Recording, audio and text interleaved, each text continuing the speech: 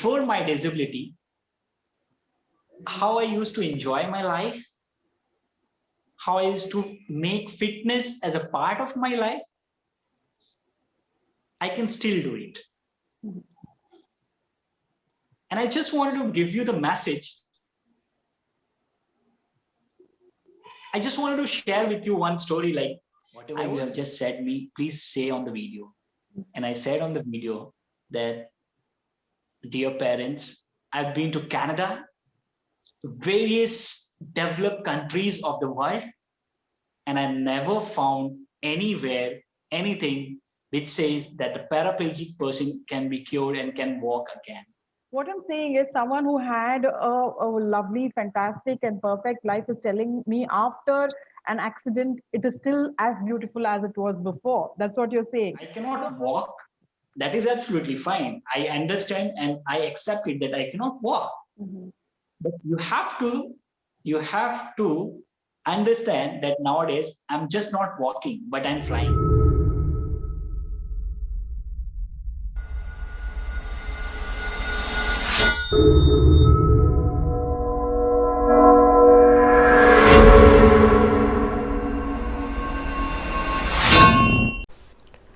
Life throws in surprises at its own will. Are we prepared to face it all? It can be good, bad, or ugly, but it is life. A young man with a dream job in his hands was all set to take a professional plunge. That's when life struck him hard, which left him trapped on a wheelchair for life. It wasn't easy. It wasn't fun too, for a young, ambitious man watched his life turn upside down. But he had a choice to make. A loving mother beside him who always believed he could bounce back to the boy he was. Her prayers and his determination made him take one step at a time. A trained martial artist took a plunge into the pool and he rose up being a champion, winning 12 medals and a world record.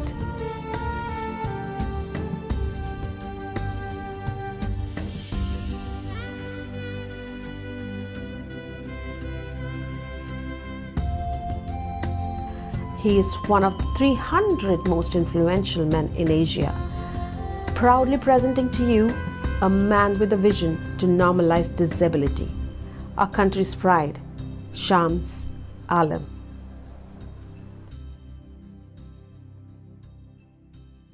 Welcome to Success Stories. It is like really a great pleasure to get an opportunity to interact with someone like you.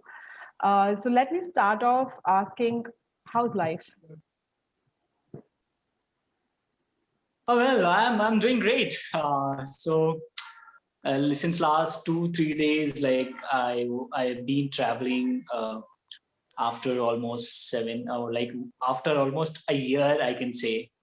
So it was good feeling for me.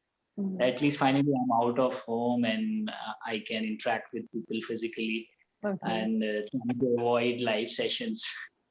Okay. Yeah, that's all. All is going good. Okay, that's nice to hear. But yeah, as you said, this lockdown, I don't know. We were all stuck, right? Like we really didn't know what to do, and just looking at the four walls, and it was getting really bad. Now it's really nice that things have started working, and for us, especially people in the south are such a filmy buff that for us, going to the theater, watching our favorite movies, and all that was like something that was a part of our life which was missing, and now that's come back to certain level. We're like back to life. It's really nice to see people saying that we're happy that things have come back to normal. So how much did you miss swimming during that time? Were you swimming during that phase as well, during the lockdown time as well? Or like how did you manage during that time? No, absolutely, because the whole India was banned and swimming was banned by the central government. So we were not able to go. And how badly I miss, I can say, like since in 2010 I got the disability, and after 2012 started swimming. till this 2010 and 2012, I used to use catheter, which is actually we people, like generally people with spinal cord injury, they don't have motions, bladder and bowel sensation. So to relieve themselves for a urinary relieves, they use catheter. And I used to do during that time. After once I started swimming, I never did use of catheter, and it was like a very good impact on my bladder system. Specifically, I can say butterfly stroke, which helped me a lot to relieve myself independently. And in this lockdown, because I was totally not doing any physical exercise, you can understand like a swimmer is not going to swimming pool is absolutely difficult. And I got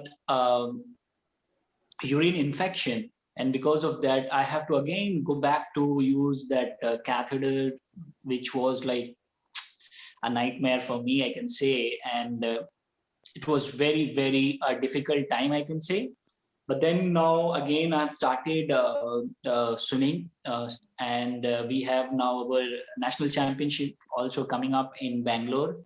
So I can say, yeah, I'm happy to jump into the pool, and I was actually missing a lot swimming. So swimming is like, I really wanted to say, no, it's just not a sport for me.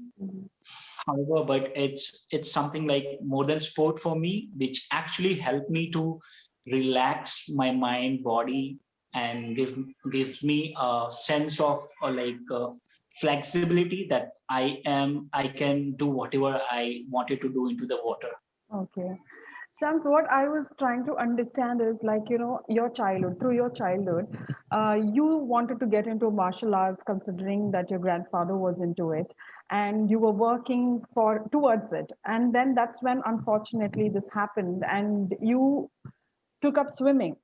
So isn't martial arts your first love? How did you manage to send that love to swimming and the pool? And how did you manage that, the shift? Was it situational or like, is it an accidental love or did it just happen?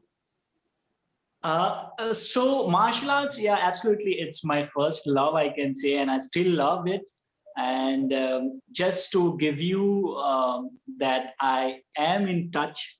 So recently I went to Patna, and one of my friend or student, I can say, he has opened Asian Fight and Fit Club Karate Academy, and I was the chief guest to inaugurate that particular club. And and I performed on wheelchair karate katas, which is actually done by able-bodied people. So you can understand my love. I'm still going on. The videos are on. The training is on. Everything is on. So karate is just not a sport. It's my way of life, and I will continue because I think that gives you development, discipline, and dynamism, which actually keep you going on. Oh, wonderful, wonderful, wonderful. It makes me so happy to hear that you could get in touch with that once again and that to perform. Wonderful, wonderful. I think, what do you think is the reason behind it? Is it the pure love that you keep in mind, or is it more about the developed, what do you say, conscious development of that willpower to be as able as you were before? So initially started like I can say love, but then now as we all are growing, I'm growing, and when I'm seeing the society, I wanted to make awareness about the fitness and the sports development and the impact of sports, whether you are able or disabled person, whether you are having any kind of disability or not. It is your right. It is everyone, each one right, that if he or she wants to play something, it's not only about karate or swimming, anything, if you wanted to do, you must get the opportunity and you must do it. Our parents should support our children. That is what more important, I believe. And so many people after the disability, they think that their life is over. So doing karate, being on wheelchair, doing other like marathon, going for marathon, doing other activities. It is not that I'm a master of all the things, but I'm just trying to give the message to the society. Let's see, before my disability, how I used to enjoy my life, how I used to make fitness as a part of my life, I can still do it. And I just wanted to give you the message. I just wanted to share with you one story. Like, I was in the train and I got a chance. One guy came and he was asking me, what happened? Do you have a spinal cord injury or something? Since how long you have, and all these questions are normal, curious questions. And then I was answering, and then I asked, what happened, brother? Why are you asking me this? And then he said, like,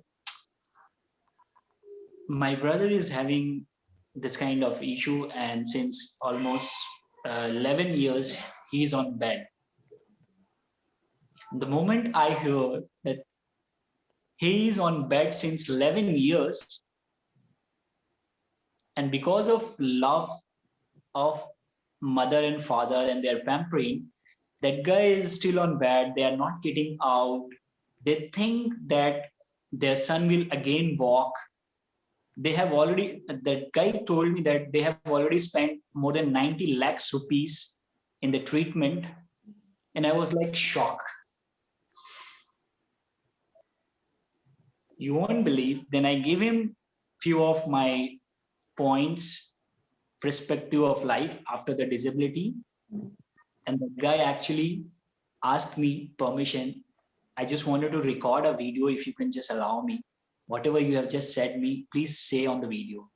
And I said on the video that, dear parents of XYZ boy, please do not spend more money on treatment. It's better to accept your boy in whatever situation or physical condition he is, and try to give him the love, support, make him enable, let him go outside, have fun, enjoy. You won't believe, the moment you will accept him the way he is, he will be fine. Absolutely 100% fine. Don't stop running, going outside for this doctors and that doctor, this Baba and that Baba, for any things. Because I know in this last 10 years, I've been to US, I've been to UK, I've been to Germany, I've been to Canada, various developed countries of the world, and I never found anywhere anything which says that a paraplegic person can be cured and can walk again. Okay. So please stop spending your money into the false commitment of the various professionals, I can say, and just start loving your son. If you really wanted to spend some money, give him money, give him a good wheelchair, give him a modified car. He will feel happy. Let him go on beaches. Let him enjoy with the family, friends. Spend some amount on this kind of activities.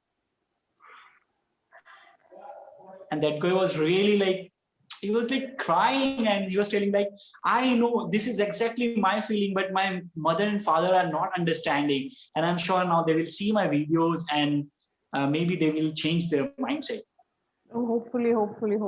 This is what I do, yeah. This is what I love to do. I love to make mentoring. I love to do the counseling of people. And this is just one story. So now let me tell you one more story. Okay. So that Dr. Jose from Kerala, he contacted me on my Instagram. Brother, I'm a doctor, and recently I fell down due to an accident. I got spinal cord injury and I wanted to start swimming. I was like, oh my God. Generally, you can understand, like if a person who is having a verified account, he will be getting a lot of messages Correct. So we don't generally reply, but I didn't immediately reply to this guy, and I gave my number. He called me. I was in metro, and then he was like, "Oh, thank you so much, brother. I want you to do. I saw your videos and all everything." I said, "Yeah." Then he sent me a picture that I got some rashes on my knee. I was doing first day swimming, and my coach told me this and that. I said, "Absolutely fine. I can understand because here we are not having a qualified coaches. He's from Calicut." So then I said, like, whenever next time you're going to swimming pool, just give me a call. I will talk to your coach, and I will let him know what is the best way to give you inside the water and to give you the training. So this actually make me happy. This actually give me sense of like, yes, I'm trying my best to contribute into the society in whatever way I can. Okay. I think this is Where did you develop this? Like what I'm trying to understand is in this world where we fit in the box of perfection and, even the slightest deformity, I cannot even say deformity, something as simple as having a pimple on the face brings down the confidence of youngsters these days. That's how, what do I say, how biased and how boxed we are with our perceptions and stereotypes. What I'm saying is someone who had a lovely, fantastic, and perfect life is telling me after an accident, it is still as beautiful as it was before. That's what you're saying. So, how did you manage to do it? Is what I'm trying to understand. What worked within you? So that a lot of other people who will be watching your interview will understand, like, this person who has seen the other side of life is seeing this phase and is absolutely the same. So, what went through it? What is the process like? What did you do? just want to say, like, if you have only two choices, you have to, like, you got so many wounds and you have to take now injections, which is very necessary for you. Then only two options is there, like either you can cry or you can smile. In either case, you have to take the injection. So why don't you smile and take the injection? What's stopping you? Right. The life is difficult for everyone. Each and every individual, whether he or she is rich, poor, sad, or anyone, we know if this is a life, there should be ups and downs. Right. Everywhere. And we have to accept it.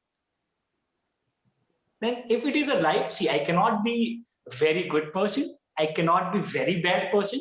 There is something called karma. There should be some balances.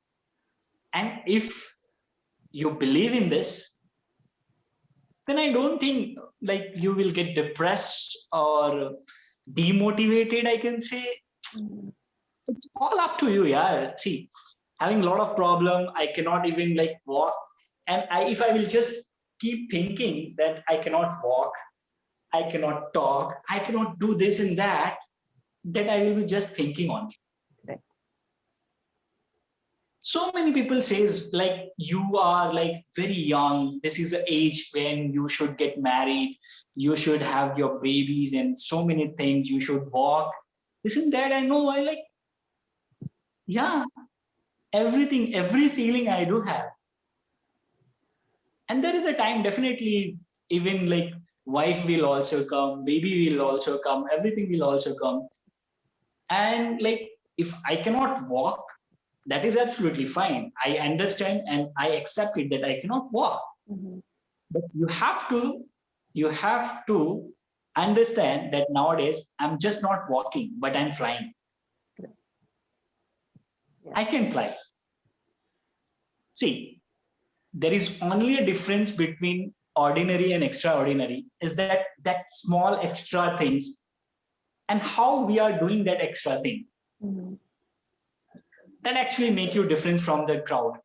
Okay. So that is what I'm trying to do by myself. Things in a positive way, going ahead, giving my best to be happy in my life and make my people happy around me. What is that one lesson or one thing that you learned, you know, in this sudden change in your life, in the sudden phase that has changed, you know, from how it was before? It is all of a sudden that has happened. What is that you have learned during that time, you know, that phase? What is that you have learned, maybe from people around or from society or anything? What is that you learned? So like we all know like change is the only constant in this universe.